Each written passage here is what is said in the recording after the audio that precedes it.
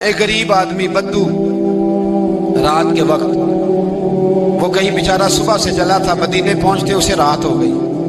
اس نے ڈرتے ہوئے نا خیمہ ہی باہر لگا لیا۔ جہاں رات ہوئی نا آدھی رات ہو گئی، 1-2 بجے سمجھ لے پہنچا مدینے، تو اس نے باہر نے خیمہ لگا لیا۔ بیوی اس کی امید سے تھی، بچے کی ولادت کا وقت قریب آ گیا، بیمار ہو گئی، اس نے خیمہ لگایا۔ بیوی اندر ہے، حضرت عمر فاروق گشت پہ تھے رات کو، ساتھ ایک غلام تھا۔ حضرت عمر فاروق رضی اللہ تعالیٰ عنہ کہنے لگے وہ آگ جل رہی ہے تھوڑی سی، پتہ کرو کون ہے۔ تو آپ کا غلام پتہ کرنے گیا تو بدو نے ڈانٹ دیا، کہنے لگے جاؤ تمہیں کیوں بتاؤں۔ حضرت عمر خود گئے، کہنے لگے مسافر بھائی بتا تو صحیح۔ کہنے لگا جی چھوڑے، میں آپ کو کیوں بتاؤں، میں کون ہوں، کیسے آیا ہوں۔ فرمایا خیمے کے اندر سے کرہنے کی آواز آتی، کوئی درد سے چیخ رہا ہے، بتا ہمیں بات کیا ہے۔ کہنے لگا جی میں فلاں بستی فلاں علاقے کا ایک غریب ہوں، امیر المومنین عمر فاروق سے ملنے آیا ہوں، اور رات ہو گئی ہے تو یہاں خیمہ لگایا ہے، صبح میں ان سے مل کے چلا جاؤں گا۔ تو رات کو تکلیف دینا پسند نہیں کیا، تو میری بیوی امید سے تھی، اب بچے کی ولادت کا وقت قریب ہے، پاس کوئی نہیں۔ حضرت عمر کہنے لگے تو ٹھہر، میں ابھی آیا۔ چہرے پہ نقاب ہے، اسے بتایا نہیں میں ہی امیر المومنین۔ عمر دوڑے گئے، اپنی زوجہ سے کہنے لگے اگر تجھے بہت بڑا اجر مل رہا ہو تو حاصل کرے گی؟ کیا کروں گی؟ تو کہنے لگے چل پھر میرے ساتھ، بہت بڑا اجر ہے۔ ایک دوست کے ہاں ولادت کا وقت ہے، ضرورت کی چیزیں ساتھ لے لو۔ اس عورت نے تھوڑے دانے لے لیے، گھی لے لیا۔ حضرت عمر سے کہنے لگی لکڑیاں اکٹھی کر لے۔ امیر المومنین کونسلر کی بات نہیں بتا رہا آپ کو، میں آپ کو ایم پی اے کی بات نہیں بتا رہا، اس کی بات بتا رہا ہوں جو 22 لاکھ مربع میل کا حکمران ہے، اس کی بات بتا رہا ہوں جس کے بارے میں میرے مصطفیٰ کریم صلی اللہ تعالیٰ علیہ وآلہ وسلم نے فرمایا میرا عمر تو وہ ہے کہ 950 سال حضرت جبریل بھی اس کی شان بیان کرے تو عظمت ختم نہیں ہوتی۔ اتنا بڑا شخص۔ حضرت عمر نے لکڑیاں اکٹھی کی، اینٹوں کا روڑے لے کے چولہا بنایا، پہنچ گئے۔ آپ کی زوجہ کہنے لگی یہ تھوڑے دانے ڈالنے، گھی ڈالنے اور ایک لکڑی لے کے اس کو ہلائیں، تیار کریں۔ خود زوجہ اندر چلی گئی، حضرت عمر بار پکانے لگے۔ وہ بدو کہتا ہے میں اس طرح کا ان کے ساتھ بہیو کرنے لگا جیسے وہ کسی چوکیدار کے ساتھ نہیں کرتا۔ میں نے سمجھا یہ عمر نے چوکیدار رکھے آنے جانے والے مہمانوں کا۔ میں کبھی پانی کا پیالہ مانگتا، کبھی کوئی بات، عمر دوڑے جاتے، کبھی پانی لاتے۔ او مسلمانوں، او میرے رسول کے غلاموں، یہاں اس دین کی بات کی جا رہی ہے جو دین حضرت عمر فاروق رضی اللہ تعالیٰ عنہ نے جس پر عمل کر کے دکھایا ہے، اس دین کی۔ یہ والا نظام ہم نے لانا تھا، یہ ہمیں بتایا گیا تھا کہ پاکستان میں یہ رنگ ہوگا، ایسا نہیں ہوگا کہ امیر بیمار ہو تو لندن میں علاج ہو، یورپ میں، اور غریب کا بچہ بھی پیدا ہو تو وہ ہسپتال کے دروازے پہ ہی پیدا ہو جائے۔ یہ اس والے پاکستان کی تصویر ہمیں نہیں دکھائی گئی کہ گندم امیر شہر کی ہوتی رہی خراب اور بچی کسی غریب کی فاقوں سے مر گئی۔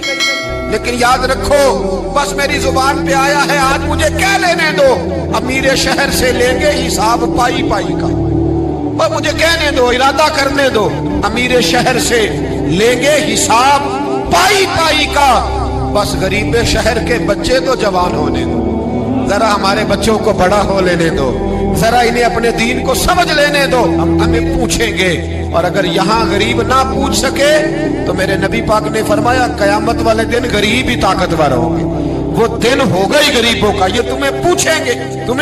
ہوٹل میں نا ایک بابا جی برتن مانجتے تھے، بوڑھے آدمی تھے، 70 سال کے قریب عمر تھی۔ ان کا ایک بیٹا تھا، ایک بہو تھی، ایک پوتا تھا، لیکن وہ بیچارے بیٹا بیمار رہتا تھا تو لہذا وہ خود مزدوری کرتے تھے۔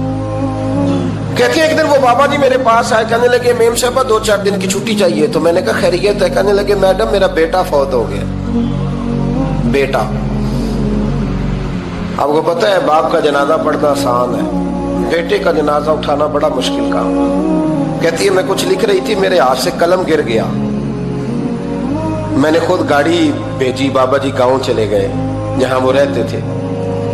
کہتی 2-3 دن کے بعد میں اور میرا شوہر گئے تو رستے میں ہم باتیں کر رہے تھے کہ کیا تعزیت کریں گے، ایک ہی بیٹا تھا، کوئی رشتہ دار بھی نہیں، تو اس کی تو کائنات اجڑ گئی، کن لفظوں سے اسے تعزیت کیا کہیں گے۔ کہتے جب ہم گئے تو وہ ٹوٹی ہوئی چٹائی پہ بیٹھا تھا، کچھ لوگ قریب تھے، ہم نے جا کے کہا بابا آپ مسلمان ہیں، ہم آپ کو کیا نصیحت کریں۔ ایک ہی بیٹا تھا کہ کس طرح کر کے ہم آپ کو تسلی دیں. تو کہتے ہیں اس نے آنکھیں کھولی, بوڑھی آنکھوں میں ایمان کی روشنی. کہنے لگا بی بی کیا تعزیت کی بات کرتی ہو, میں نے کوئی پیسے جمع کرا کے بیٹا لیا تھا, خدا نے فضل سے دیا تھا, عدل سے لے گیا ہے, میں اپنے رب کے فیصلے میں بڑا راضی ہوں. اللہ اکبر. وہ خاتون کہتی ہے کہ وہ بابا جی سے میں نے کہا کہ چلو آپ 1 مہینے کی چھٹی کر لے. تو کہنے لگا نہیں میڈم میں مسلمان ہوں, مفت کی روٹی نہیں کھاتا, مزدوری کر کے کھاتا ہوں, میں انشاءاللہ 2-3 دن کے بعد کام پہ آ جاؤں گا. کہتے ہیں وہ چند دنوں کے بعد آ گیا. اللہ کی قدرت کے ابھی 2-3 ماہ گزرے تھے, پھر آیا. میڈم چھٹی چاہیے کچھ دنوں کی. میں نے کہا خیریت ہے. کہنے لگے وہ میری بہو بھی ہارٹ اٹیک سے فوت ہو گئی. کہتے اب میں بھی تڑپ گئی ہوں اور عیسائی ہو کہ میری آنکھوں میں آنسو آ گئے. میں نے کہا گھر کا دروازہ بند ہو گیا, اب یہ بیچارہ کیا کرے گا. وہ اپنے شوہر کے غم میں ہارٹ اٹیک سے فوت ہو گئی. کہتے ہم پھر 2-3 دن کے بعد تعزیت کے لیے گئے. پھر ٹوٹی ہوئی چٹائی, بوڑھا نہ اپنی انگلیوں سے زمین پر کچھ بنا رہا ہے. کہتے قریب گئی اور میں نے جا کے کہا بابا اب تو تسلی آپ نے خود ہی کرنی ہے, جو نظام تھا وہ تو ہو گیا. تو کہتے ہیں پھر اس نے آنکھیں کھولی, آسمان کی طرف دیکھا تو کہنے لگا بیٹی کوئی پریشانی نہیں, میرا بیٹا بغیر شادی کے بھی تو فوت ہو ہی سکتا تھا نا, بس میرے مالک نے جب چاہا جیسے چاہ ہوا. میں انشاءاللہ 2-4 دن کے بعد کام پہ آؤں گا. یہ میرا 3-4-5 سال کا پوتا ہے, ابھی اسکول داخل ہوا ہے, میں ساتھ لے آؤں گا. وہاں میرے ساتھ اوپر کوارٹر میں جہاں میں رہتا ہوں یہ بھی رہے گا. کبھی کبھی میں دیکھتی چھت پہ کھڑے ہو کے کہ دادا گھوڑا بنا ہوا ہے اور پوتا سواری کر رہا ہے. وہ سویرے اٹھتا, اس کو سکول چھوڑ کے آتا, شام کو لے کے آتا, پیار کرتا, محبت کرتا. 3ری منزل پر ہم نے کوارٹر دیا ہوا تھا, وہاں دادا پوتا رہتے. اللہ تو بڑا بے نیاز ہے. کہتی ہے اقبال ایک دن نا پوتا اوپر والی منزل پہ کھیل رہا تھا, اس کا پیر پھسلا, وہ گردن کے بل زمین پہ گرا. مجھے خبر ہوئی تو میں دوڑی, ایمبولینس منگائی. خون سے لتھڑے ہوئے اس بچے کو دادے نے اپنی گود میں رکھا. اور جب ہم ہسپتال کی طرف گئے تو ہاسپٹل بعد میں آیا, جناب اسرائیل پہلے آ گئے اور کہتے ہیں وہ گود میں دم توڑ گیا. پھر دادے نے اسے اپنے ہاتھوں سے غسل دیا, پھر اس نے اپنے بوڑھے ہاتھوں سے قبر کھودی اور پھر مٹی ڈال کے کہنے لگا انا للہ و انا الیہ راجعون. جے سونا ہی میرے دکھ وچ راضی, جے سونا ہی میرے دکھ وچ راضی. پھر سکھ نو چلے ڈاواں. کہتے ہیں وہ مٹی ڈالی اس نے, اور جب وہ واپس پلٹا تو میں بازو سے تھام کے ہوٹل قریب لائی اور میں نے اس کے قریب کہا کہ بابا تو ٹوٹ گیا ہے, تو بکھر گیا ہے. تو کہتے ہیں یوں اس نے ہاتھ رکھے اور یوں آنسو چھٹک دیے. کہنے لگا میڈم کیوں میرے اندر کوئی عقیدہ نہیں, میں کوئی لوارث ہوں, میرا کوئی رب نہیں, میں کیوں پریشان رہوں گا, میں تو پکا ہوا پھل ہوں. تھوڑے دن گزرے گے قبر میں جاؤں گا, اور جب جنت میں جاؤں گا تو اللہ میری بیٹے سے بھی ملاقات کرائے گا, میرے پوتے سے بھی ملاقات کرائے گا, میرا رب ساری ملاقاتیں کرا دے گا. میں اپنے اللہ کی رضا پہ بڑا راضی ہوں. وہ خاتون کہتی ہے میرا اور میرے شوہر کا کلیجہ پھٹنے لگا. میں نے کہا بابا یہ جذبہ کہاں سے ملتا ہے, یہ سکون کہاں سے آتا ہے, یہ کیفیت کیسے ملتی ہے. مجھے کہنے لگا تو نے لینی ہے. میں نے کہا, تو کہنے لگا تو بھی گنبد خضرا والے نبی کا کلمہ پڑھ جا, اللہ تجھے سکون عطا کرے. حضرت عمر فاروق رضی اللہ تعالی عنہ. حضرت عمر معمولی شخص نہیں, معمولی آدمی نہیں. کچھ لوگ صدیوں کے بعد پیدا ہوتے ہیں اور کچھ لوگ ایسے ہوتے ہیں جو ایک ہی بار پیدا ہوتے ہیں, ان جیسا دوسرا پیدا ہوتا ہی نہیں, دوسرا ان طرح کا پیدا ہوتا ہی. حضرت عمر رضی اللہ تعالیٰ عنہ جیسی شخصیات پیدا ہی نہیں ہوتی دوبارہ.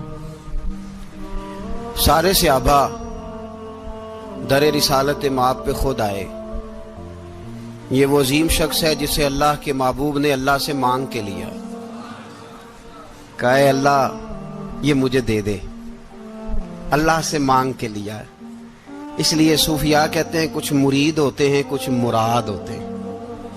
کچھ مرید ہوتے ہیں کچھ مراد ہوتے ہیں. مرید وہ ہوتا ہے جو چل کے آتا ہے, آ کے مرید ہوتا ہے. مراد وہ ہوتا ہے جسے کہا جاتا ہے کہ یہ کبھی میرا بن جائے نا, یہ کبھی آ جائے نا, میرا بن جائے, اس کو مراد کہتے ہیں. حضرت عمر مصطفیٰ کریم کی مراد ہیں, حضور کی مراد ہے. اللہم اعز الاسلام بے اسلام عمر ابن خطاب, اے اللہ اسلام کو عزت دے دے, میرے عمر کو کلمہ پڑھنے کی توفیق عطا فرما دے.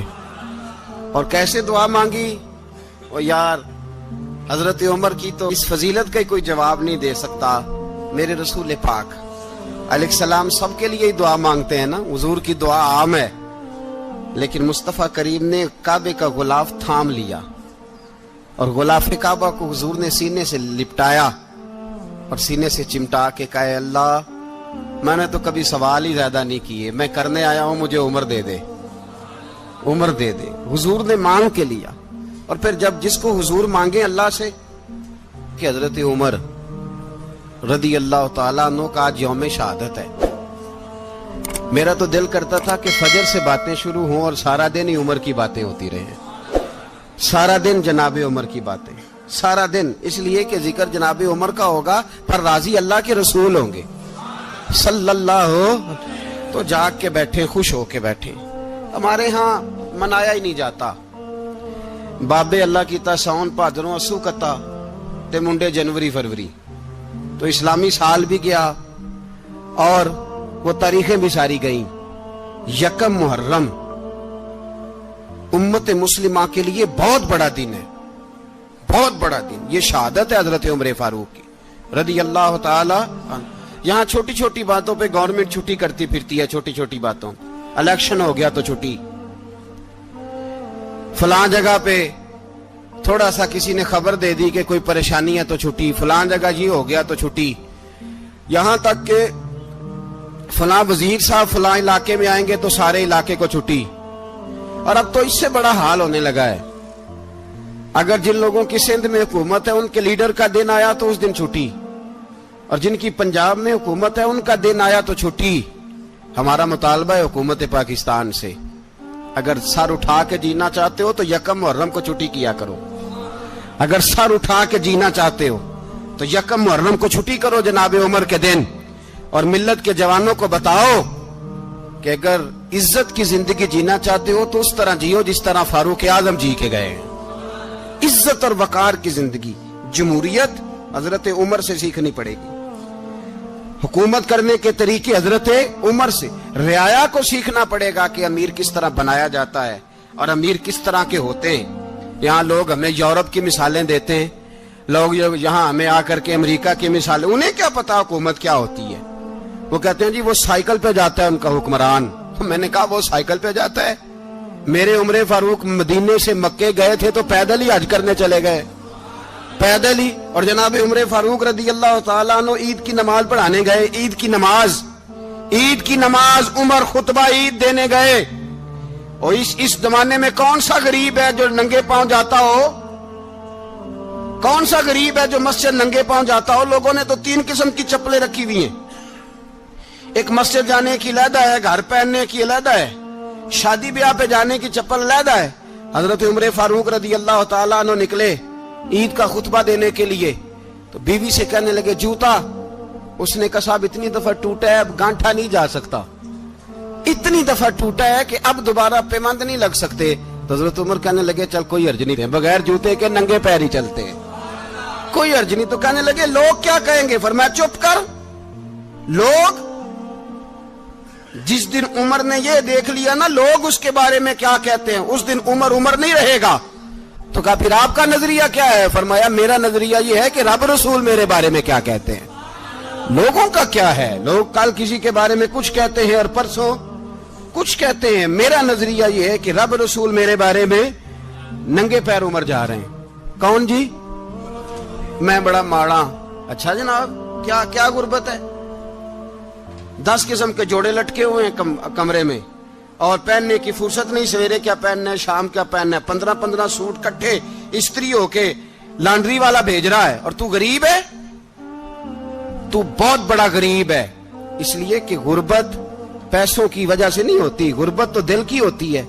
तू वाकई बड़ा गरीब है और तू गरीब ही रहेगा। अमीर तो उमर फारूक थे, उमर फारूक थे जो नंगे पांव चले गए ईद की नमाज पढ़ाने, तो रस्ते में जो मिला कहने लगा उमर जूता तो पहन लो। फरमाया तुम्हें उमर का जूता ना पहनने का नक्श तो नजर आया है, कोई हर्ज नहीं। अगर उमर को कभी बताना हुआ तो वो वाला नुक्स बताना जो उमर की सीरत में पैदा हो, किरदार में पैदा हो, वो वाला नुक्स बताना। ये छोड़ो जूते आते जाते रहते, नंगे पांव गए, पांव धोए, नमाज पढ़ाई, लौट आए।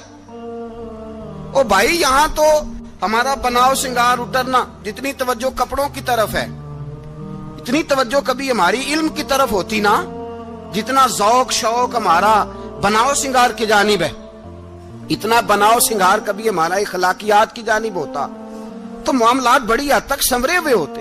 हजरत सैयदना फारूक आजम रदी अल्लाह तआला अपनी जिंदगी को तरतीब दिया। एक दिन भी खिलाफत नहीं मांगी अल्लाह से। हजरत औफ बिन मालिक अशजई एक सहाबी हैं। हजरत औफ बिन मालिक रदी अल्लाह तआला अन्हु फरमाते हैं कि जनाब अबू बकर सिद्दीक का जमाना था तो मैंने ख्वाब देखा।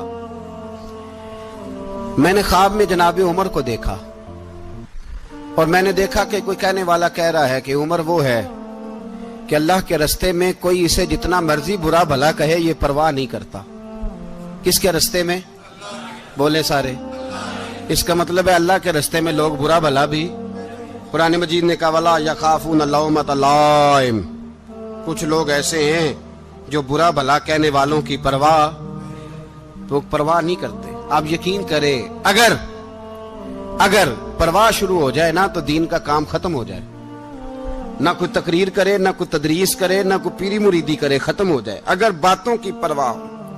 लेकिन वो परवाह, हजरत औफ बिन मालिक अशजी कहते हैं मैंने ख्वाब में देखा कि उमर वो है जो किसी की परवाह, और दूसरी बात मैंने ये देखी कि उमर खलीफा बनेगा, और तीसरी बात मैंने ख्वाब में ये देखी कि उमर शहीद भी किया जाएगा, उमर शहीद भी होगा। ये मैंने तीन बातें ख्वाब में देखी। फरमाते हैं मैंने आके ख्वाब हजरत अबू बकर सिद्दीक को सुनाई, वो खलीफा थे। वो कहने लगे ठहर जा, मैं उमर को बुलाता हूं, उसके सामने दोबारा सुनाना। उसके सामने फरमाते मैंने बुलाया हजरत उमर फारूक को, आके बैठे, ख्वाब शुरू हुआ। का एक बात तो मैंने ये देखी कि आप मलामत करने वाले की परवाह नहीं करते, दूसरा आप खलीफा बनेंगे। जनाब उमर कहने लगे चुप कर, अबू बकर के सामने ही कह रहा है, चुप कर, खलीफा के सामने ही कह रहा है। तो अबू बकर सिद्दीक कहने लगे उमर इसे कहने दो, मुझे लगता है रब की रजा यही है कि मेरे बाद अगर मुस्तफा का मिंबर मिले तो उमर को मिले, इसे कहने दो। यार यहां तो लोग डींगे मारते हैं, यहां तो लोग दावे करते हैं, मेरे सामने फलाने को भी बिठाओ, फलाने को भी बिठाओ, उसको क्या पता, इसको क्या पता, ये तो बढ़के मारने का दौर है। हजरत उमर रदी अल्लाह तआला अन्हु को तीसरी बात कही। हजरत औफ बिन मालिक ने कहा आप शहीद किए जाएंगे, मैंने ख्वाब देखी है। नेक लोगों के ख्वाब बड़ी हद तक सच्चे होते हैं। कहा मैंने ख्वाब देखी है। तो हजरत उमर कहने लगे शहीद तो दलेर लोग होते हैं, शहीद तो दलेर, जिसे सारा जमाना दलेर कह रहा है वो अपने बारे में क्या कह रहे हैं? कहते हैं शहीद तो दलेर, मैं तो काहिल सा आदमी हूँ, सुस्त आदमी हूँ, मैं तो इतना काम ही नहीं करता, तो ये ख्वाब तूने जो ठीक है देखा है ना, फिर से देखना। तो अबू बकर सिद्दीक फरमाने लगे आजिज़ी ना कर, इनकिसारी ना कर, तो जो कह रहा है ठीक कह रहा है, लेकिन मुझे सुन के शुक्र भी हुआ है और अफसोस भी हुआ है। अफसोस इस बात का कि तेरे जैसा बतले अजीम चला जाएगा, और शुक्र इस बात का कि रब तुझे जिंदगी भी एजाज वाली देगा, और शहादत की मौत दे के अल्लाह तुझे मौत भी इज्जत वाली अता फरमाएगा। अल्लाह मौत भी तुझे इज्जत वाली देगा, तुझे काहिलों जैसी मौत अल्लाह। हजरत फारूक आजम रदी अल्लाह, ओ भाई यहां तो इस जमाने का सबसे बड़ा मसला प्रोटोकॉल है। लोगों को पता होता है कामिल पीर है, कामिल मुर्शिद है, लोग नहीं जाते। मैं किसी का मुरीद हो जाऊं, मेरा प्रोटोकॉल किधर गया? पता होता है ये कामिल उस्ताद है, मैं इसके पास बैठूंगा तो मेरी तरबियत करेगा, लेकिन लोग शागिर्द नहीं बनते। मैं किधर गई? ये जो प्रोटोकॉल की मुसीबत है ना, इसने बड़े बड़े लोग जीरो कर दिए, बड़े बड़े लोग। और ये मत समझे कि आपका वजीर आजम प्रोटोकॉल लेता है या आपका सदर प्रोटोकॉल, वुज़ारा, ऐसी कोई बात नहीं। ہم چھوٹے طبقے سے لے کر بڑے سارے پروٹوکول کے قائل ہیں. ہمارا تو داماد بھی کہتا ہے کہ مجھے پوچھا نہیں میں تمہارے گھر کیوں آؤں. ہمارا تو بھائی ہر شخص اعلان کرتا ہے پروٹوکول کا. فلانے نے عزت نہیں دی تو واپس آ جاؤ, فلانے نے سلوٹ نہیں کیا تو واپس آ جاؤ. لوگ جہاں سلوٹ کرنا چاہیے وہاں بھی سلوٹ کرانے کے قائل ہیں.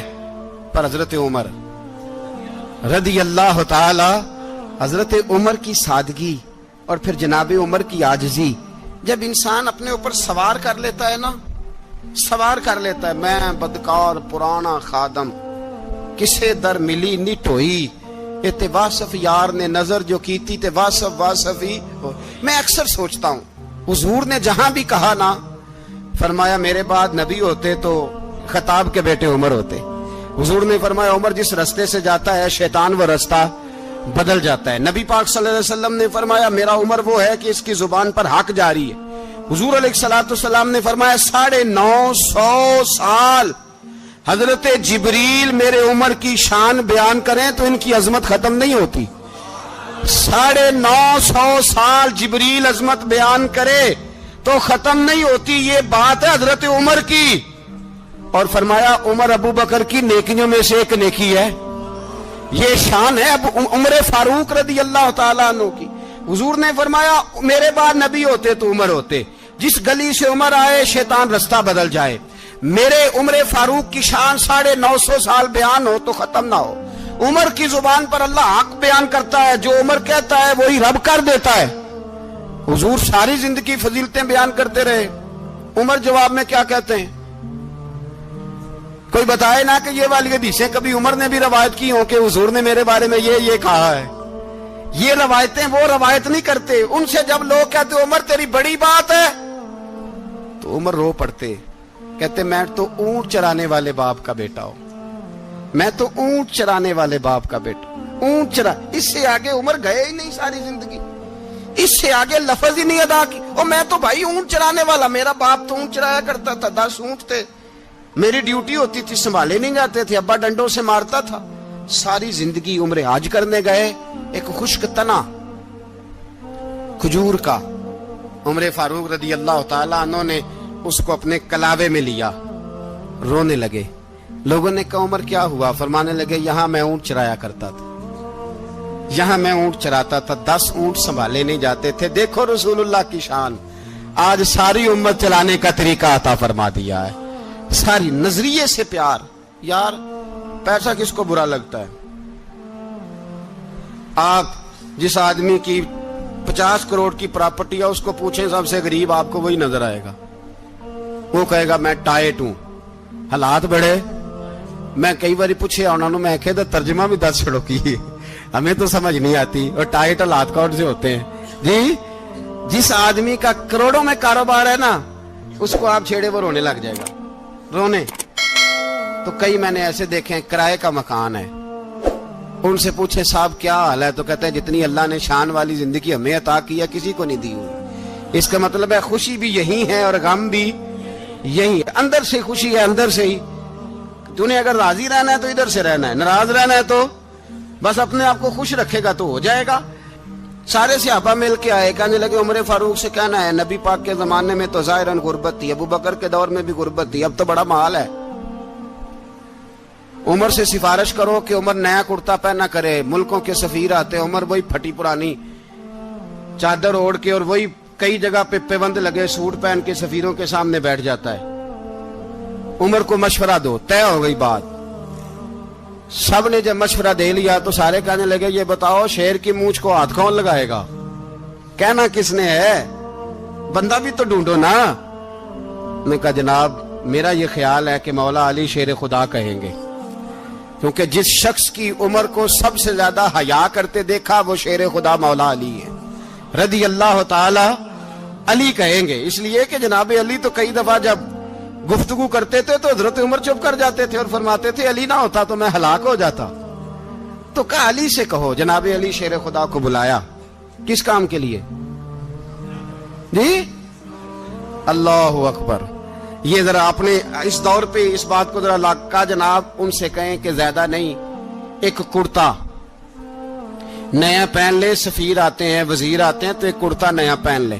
حضرت علی کو بلایا, آپ فرمانے لگے کوئی اور بات ہوتی تو میں کہہ دیتا, یہ والی میں نہیں کہہ سکتا. کوئی اور ہوتی تو میں عمر کو کئی دفعہ کہہ دیتا ہوں, جلال میں بھی تو سن, یہ والی میں نہیں کہہ سکتا. میں تمہیں ایک مشورہ دیتا ہوں. کہا وہ کیا؟ کہنے لگے سیدہ عائشہ صدیقہ سے کہو, وہ مومنوں کی ماں ہیں, عمر ٹالے گا نہیں. اماں جی سے جا کے کہا اماں جی نیا کرتا عمر سے کہیں پہن لیں, وزیر آتے ہیں, بڑے بڑے لوگ, تو چلو کوئی عرض نہیں. اماں جی نے کہا اچھا کوئی بات نہیں, میں بلا لیتی ہوں. جناب عائشہ نے پیغام بھیجا. جب خادم نے کہا نا مصطفیٰ کے گھر سے پیغام آیا ہے, تو 20 لوگ بیٹھے تھے. عمر کانپتے ہوئے اٹھے, کانپتے دوڑے. حضرت عائشہ پردے میں تھی تو فرماتی ہیں عمر اتحیات کی حالت میں بیٹھ گئے. کہا اماں جی دیر تو نہیں ہو گئی مجھے آنے میں؟ کہا نہیں, ٹائم پہ آ گئے ہو. کس لیے بلایا تھا؟ کہا عمر دیکھو غربت کے معاملات اور ہوتے ہیں, جب اللہ آسانی دے تو کوئی چیز استعمال کرنا حرام نہیں ہوتی, اگر حرام ہے تو بتاؤ. کہا نہیں اماں جی حلال ہی ہے. تو فرمایا پھر اتنے سفیر آتے ہیں, مشیر آتے ہیں, اب تو مال غنیمت بڑا آتا ہے, ڈھیر لگ جاتے ہیں مسجد میں, تو چل ایک نیا کرتا تم بھی پہن لیا کرو, اور آپ نیا کرتا پہنو گے تو دھاک بیٹھے گی غیروں پر. تو صحابہ کا مشورہ ہے کہ آپ نیا لباس پہنے. اماں جی کہتی ہے میں نے حکم دیا تو عمر چپ کر گئے, گردن جھک گئی. تھوڑی دیر کے بعد سیدنا عمر فاروق نے سر اٹھایا تو داڑھی پہ آنسو گر رہے تھے, رو پڑے. کہنے لگے پاک محبوب کی پاک بیوی, جیسے حکم کرتی ہو میں حاضر ہوں, پر مجھے وہ والا لباس پہنانا جو میرے مصطفیٰ نے پسند فرمایا ہے. اگر یہ رنگ رسول پاک کا ہے تو میں حاضر ہوں, اور اگر نبی پاک کا نہیں تو پھر جیسے آپ حکم کریں. جناب عائشہ کہتے ہیں عمر روئے تو میں زیادہ روئی, میرا پلو بھیگ گیا آنسوؤں سے. میں نے کہا عمر آپ جائیے. عمر یوں نکلے تو جو صحابہ کھڑے تھے وہ کونے میں تھے, سارے آ گئے. کہا اماں جی کیا بناؤ؟ فرمایا بھائی تم سب جو باتیں کہتے ہو وہ اپنی جگہ ٹھیک ہیں, پر عمر جو بات کرتا ہے وہ سب سے زیادہ ٹھیک ہے. عمر جس پہلو پر بات کرتا ہے وہ, یار ایسی عاجزی, ایسا رنگ, ایسا انداز, ایسا طرز حیات, ایسی زندگی. اولاد کے معاملے میں لوگ بزدل ہو جاتے ہیں, بزدل. پر حضرت عمر کا بیٹا مصر گیا, وہاں سے کمائی کر کے لایا, تجارت کرنے گیا, لاکھوں کا مال. کون سا باپ ہے دنیا میں جس کا بیٹا باہر سے پیسے لے کے آئے تو ابا تفصیل پوچھے کہ بیٹا کہاں سے کمائے, کہاں سے لایا, کتنے ملے, کیوں آئے؟ کون سا باپ تفصیل پوچھتا ہے؟ ابا تو کہتا ہے لا صحیح, اور تعریفیں کرتا ہے میرا بیٹا بڑی کمائی کرتا ہے. کبھی پوچھا ہے اس سے کہ ڈیوٹی صحیح دیتا ہے کہ نہیں؟ کبھی پوچھا ہے کہ تو ایمانداری کی روزی لاتا ہے کہ حرام کی کماتا ہے؟ یہ باپ کی ذمہ داری ہے, یہ اماں کی ذمہ داری ہے. پھر کہتا ہے بیماری کیسے آ گئی, پریشانی کیسے آ گئی, تو نے کبھی سوال کیا اپنی اولاد سے؟ حضرت عمر فاروق رضی اللہ تعالیٰ عنہ کا بیٹا مصر سے پیسے کما کے لایا تو جناب عمر نے بلایا, فرمایا بیٹے اتنی تو تیرے پاس راس ہی نہیں تھی, تھوڑے سے تو پیسے لے کے گیا تھا, اتنی کمائی کیسے ہو گئی؟ اتنے تو پیسے نہیں تھے صاحب, کہاں سے کمائی لائے؟ اس نے کہا ابا جی وہ جو میرے چچا ہے نا مصر کے گورنر, آپ کے دوست, انہوں نے میری مدد کی ہے. فرمایا جتنے لوگ گئے تھے سب کی ہے مدد اس نے؟ کہا نہیں صرف میری کی. فرمایا تیری کیوں کی؟ تیری کیوں کی؟ کہا حضور آپ کے دوست ہیں. فرمایا چپ کر, حضور انہوں نے مجھے اتنے پیسے دیے, میں نے کاروبار میں ڈالے تو نفع آیا تو میں ان کی رقم دے کے. فرمایا خاموش ہو جا, باقی جتنے لوگ گئے تھے سب کی مدد کی اس نے؟ کہا نہیں حضور صرف میری کی. فرمایا اس نے تیری مدد نہیں کی, اس نے خلیفہ کے بیٹے کی مدد کی, اس لیے کہ وہ خلیفہ کو اپنے حق میں نرم کر سکے. فرمایا آدھا مال تیرا ہے, آدھا مال غنیمت کا ہے, مال خزانہ کا ہے, مسلمانوں کا ہے, اس لیے کہ تو جو وہاں سے مال کما کے لایا ہے وہ اپنے باپ کے خلیفہ ہونے کی وجہ سے کما کے لایا ہے, لہذا رکھ ادھر. یہاں کہتے ہیں کدھر سے آیا, کیسے آیا, کون سا حساب دیں, کیا کریں؟ او بھائی حضرت عمر رضی اللہ تعالیٰ عنہ کا اپنی اولاد کے بارے میں یہ رنگ ہے. ایک جنگ سے نا خوشبو آئی, خوشبو بڑی مہنگی ہوتی تھی, عرب میں خوشبو آج بھی بڑی مہنگی ہے, وہ زیادہ استعمال کرتے ہیں. میری باتوں کی سمجھ آ رہی ہے میرے بھائی؟ بڑی مہنگی خوشبو تھی. جب وہ خوشبو آئی تو حضرت عمر نے کہا, گھر میں پہلے پہنچی حضرت عمر کے, چونکہ زیادہ عورتیں استعمال کرتی تھی گھر کے اندر خوشبو, مرد بھی لگاتے تھے.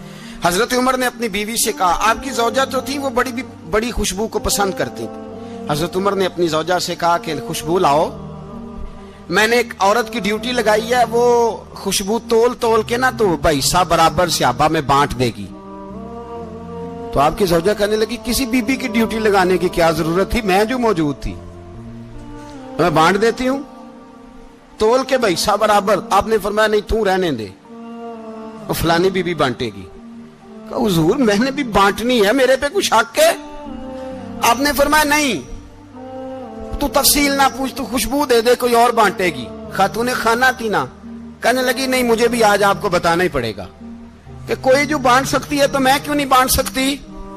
زوجہ کہتی عمر نے بات کی تو میری چیخیں نکل گئی. حضرت عمر فرمانے لگے, جب تو خوشبو بانٹے گی نا تیرے ہاتھوں کو بھی لگے گی, تیرے دوپٹوں کو بھی لگ جائے گی. اگر رب کریم نے مجھ سے سوال پوچھا کہ عمر خوشبو تو مسلمانوں کی تھی, تیری بیوی کے دوپٹے کو کیوں لگ گئی, تو میں اللہ کے حضور کیا جواب دوں گا؟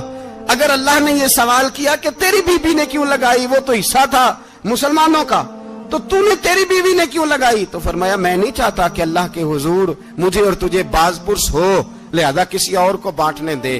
زوجہ روئی اور تڑپ کے کہنے لگی, عمر مجھے لگتا ہے صبح قیامت بھی تیری بیوی ہونے کی وجہ سے اللہ مجھے جنت عطا فرما دے گا, تیری زوجہ ہونے کی برکت سے. بھائی یہ معیار رکھا, خدا کی قسم ایسا شخص تاریخ میں دوبارہ نہیں آیا.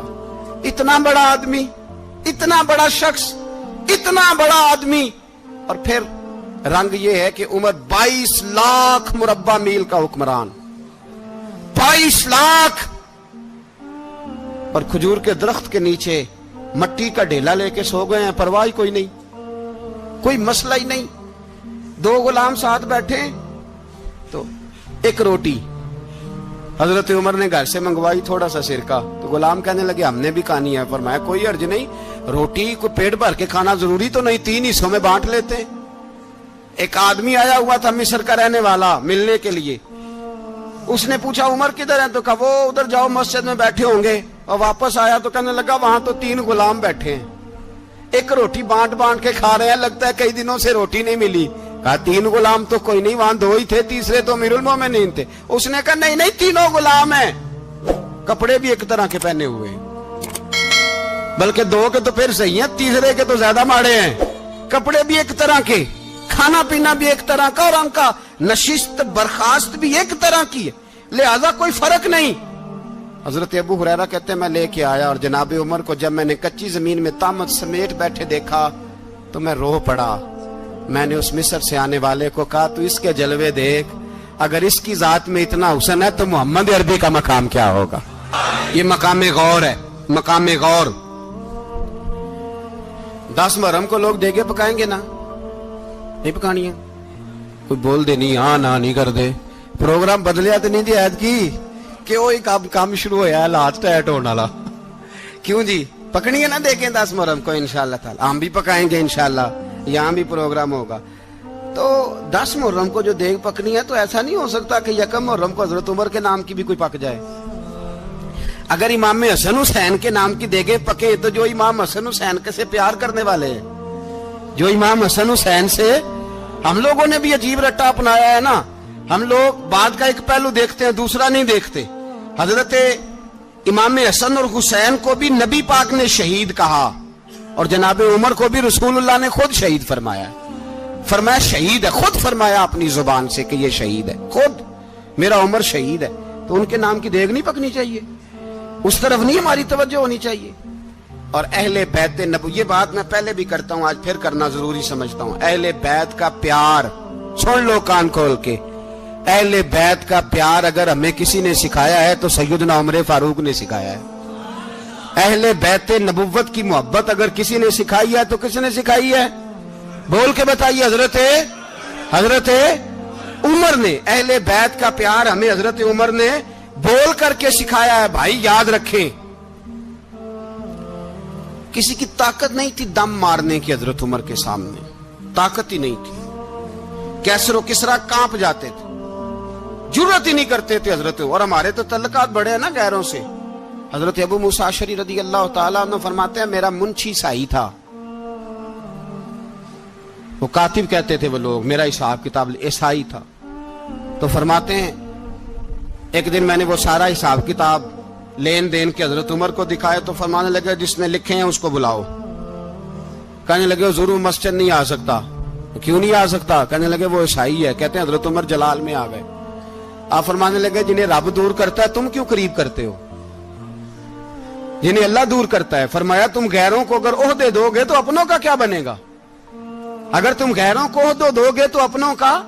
ये सोच है जो आज बर्मा के मुसलमानों के लिए भी जरूरी है। कहा अगर तुम गैरों को ओहदे दोगे तो अपनों का। हमने गैरों को ओहदे दिए तो देखा ना अपने किस तरह काटे जा रहे हैं। गैरों को जो ओहदे दे दिए जराने सारे गैरों से। रोज दावा होता है चीन हमारा सज्जन है, चीन हमारा दोस्त है। ओ भाई दोस्त है तो उससे कहो ना कि बर्मा तो तुम्हारी एक छोटी सी रियासत है, चीन के बगैर तो वो सांस भी नहीं ले सकता। उसको कहो ना उस हुकूमत पे दबाव डाले। लेकिन हम लोगों ने गैरों को ओहदे दिए तो अपने पिस गए। हजरत उमर कहते थे जिम्मी का हम अदब करेंगे, जिम्मी काफर का हम, ऐसा काफर जो मुसलमान रियासत को कबूल करे, बदअमनी ना फैलाए। एक आदमी को आपने देखा आंखों से नाबीना है और भीख मांग रहा है, तो हजरत उमर को नजर आ गया। फरमाया कौन हो? उसने कहा मैं यहूदी हूं। फरमाया भीख क्यों मांगते हो? कहा जब तक तंदुरुस्त था मुसलमानों को जजिया देता था, बूढ़ा हो गया हूं क्या करूं? हजरत उमर ने घोड़े की पुश्त पे बिठाया, काफिर को घोड़े की पुश्त पे बिठाया और बिठा के मदीने लाए। हजरत अली शेर खुदा वजीर खजाना थे। फरमाया अली इसका वजीफा जारी करो। कहा ये कौन है? फरमाया ये यहूदी है लेकिन ये हमें जजिया देता रहा, बूढ़ा हो गया बेचारा, भीख मांगने पे मजबूर है, हमारी हुकूमत के अंदर रहता है, इसका पूरा पूरा वजीफा जितना खर्चा उतना वजीफा लगाओ। हजरत अली कहते हैं मैं वजीफा लगा रहा था और वो मेरे नबी का कलमा पढ़ रहा था, वो रसूलुल्लाह का कलमा पढ़ रहा था। ये मिजाज, ये नहीं कि काफिर। हजरत उमर ने गवर्नरों को खत लिखे थे कि जबरदस्ती किसी को मुसलमान नहीं करना, जहां उनकी इबादत गाहें बनी हो गिरानी नहीं, कोई मंदिर कोई गिरजा जाया नहीं करना। इस्लाम सबको जीने का मौका देता है, पर बेईमानो जालिमो बदजातो तुम्हें यह कहता है कि हम तुम्हें जीने का मौका देते, तुम भी मुसलमानों को जीने का मौका दो। ये जहां बसते हैं जहां रहते हैं इन्हें वहां जीने का मौका दो, इन्हें भी अल्लाह अकबर कहने का मौका दो, इन्हें भी कुरान पढ़ने का मौका दो, इन्हें भी रसूलुल्लाह पर दुरूद पढ़ने का मौका दो। हमारे मुल्क में ईसाई अपनी मर्जी से खुलेआम तबलीग करते हैं। यहां तो चैनल चलाए हैं ईसाइयों ने। किसी मजहबी जमात ने कभी जुलूस निकाला है कि ईसाइयों का चैनल बंद करो? बोले निकला है कि नहीं निकला? कितने जुल्म की बात है। हम जब गैर को इतना तहफुज देते हैं, इतना तहफुज देते हैं। हमने देखा है, मुझे 20 लोगों ने ईद पे टेलीफोन किए कि ईसाइयों को कुर्बानी का गोश्त दे ले, मजबूर हैं जी, दरवाजे पे आ गए हैं, हमारे काम काज करते हैं। 20 लोग, आम आदमी के दिल में इनका इतना जज्बा है, वो मसाइल का बयान करना एक अलग बात, लेकिन हमारे दिल काफर के हक में भी नरम हो जाते हैं। तुम किस कदर ज्यादा बेईमान हो और कुफर किस कदर ज्यादा जलील हो गया है कि मुसलमान के हक में नरम होता ही नहीं। और उससे बड़े जलील वो हैं जो इन जलीलों के सपोर्टर हैं। वो किसी अरब मुल्क के हुक्मरान हो या किसी और जगह के, वो बड़े जलील है जो इन जलीलों के सपोर्टर हैं, जो बर्मा की बच्चियों के कत्ल पर अपनी हुकूमतें चमका रहे हैं। ने शर्म नहीं आती, इस कदर मुसलमान तड़पा है, लेकिन उन बेगैरतों को जरा होश नहीं आई। और ये उनके कमाश, उनके दलाल जो हर जगह उनकी सपोर्ट करके अपनी हुकूमतें कायम करते हैं, बेईमानों को पता नहीं कि कब इन पर अल्लाह का अजाब उतरेगा और किस तरह इनके परखशे उड़ेंगे।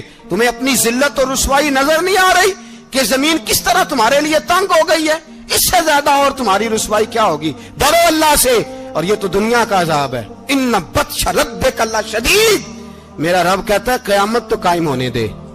इतना सख्त तेरे रब की पकड़ है, इतनी किसी दूसरे की हो सकती?